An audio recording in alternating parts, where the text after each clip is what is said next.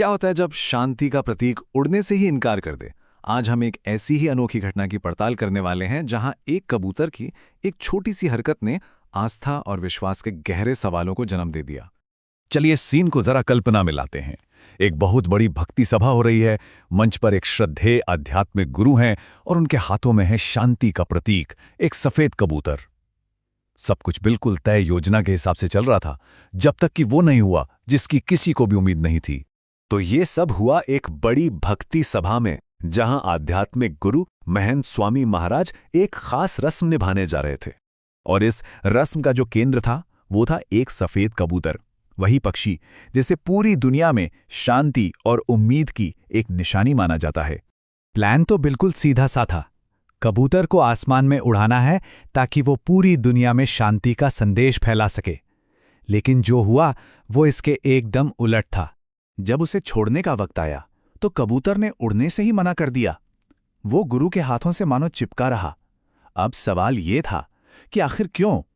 और बस यहीं से ये कहानी एक बहुत ही दिलचस्प मोड़ ले लेती है। उस मौके पे जो कमेंटेटर थे उन्होंने फौरन इसका एक मतलब निकाला।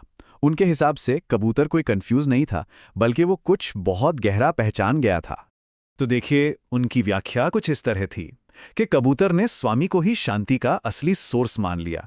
अगर स्वामी ही शांति देने वाले हैं, यानी शांतिदाता हैं, तो फिर उन्हें छोड़कर जाना तो शांति को ही छोड़ देने जैसा हुआ है ना। इस एक विचार ने वहां मौजूद अनुयायियों के विश्वास को और भी ज्यादा पक्का कर दिया।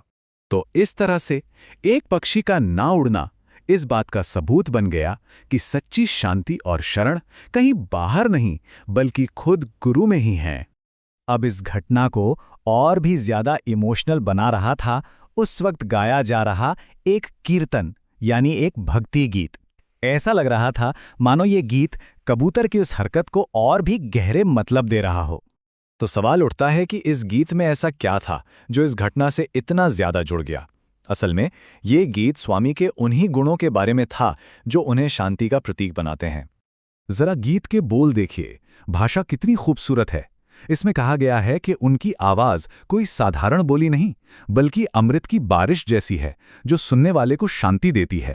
अगली लाइन कहती है कि उनका हर एक कदम भक्तों के अंदर के यानी मन के दुखों को काटता है, उन्हें दूर करता है। उनकी मौजूदगी ही एक मरहम की तरह है। और आखिर में बात सिर्फ दुख दूर करने की नहीं है, उनके हर एक हाव भाव से, हर एक अदा से सुख के सागर उमड़ पड़ते हैं। ये तो अपार खुशी देने वाली बात है। तो ये गीत स्वामी को एक ऐसी हस्ती के तौर पर दिखाता है जो खुद शांति, करुणा और सुख का सागर है। अब ऐसे में वो कबूतर उन्हें छोड़ के भला क्यों जाता? ये जो घटना हुई और ये जो गीत गाया जा रहा था, ये दोनों मिलकर इस भक्ति परंपरा के एक बहुत ही मूल विश्वास को सामने लाते हैं, संत और ईश्वर के बीच का गहरा रिश्ता।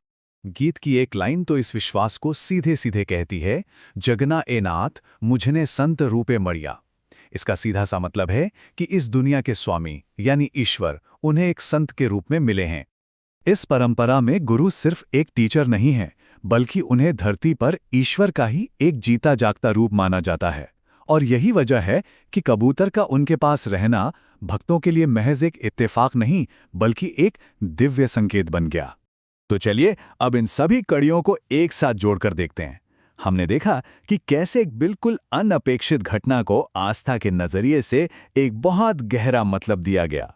एक तरफ कबूतर का वो व्यवहार था जिसका मतलब ये निकाला गया कि उसे स्वामी में ही सच्ची शरण मिली, और दूसरी तरफ गीत के बोल थे जो ये कह रहे थे कि स्वामी दुख हरते हैं और सुख लाते हैं। दोनों ही बातें एक ही चीज की तरफ इशारा कर रही हैं, शांति का असली स्रोत। ये हमें दिखाता है कि कैसे एक एक्शन, एक सिंबल और एक गीत, ये तीनों चीजें मिलकर एक ऐसा पल बना सकती हैं जो एक पूरे समुदाय के विश्वास को, उनकी आस्था को कई गुना बढ़ा देता है। ये घटना हमें सोचने पर मजबूर करती है कि हम सब अपनी अपनी दुनिया में मतलब कैसे खोजते हैं। हम कहाँ और किन चीजों में शांति और जिंदगी के उद्देश्य के प्रतीक ढूंढते हैं।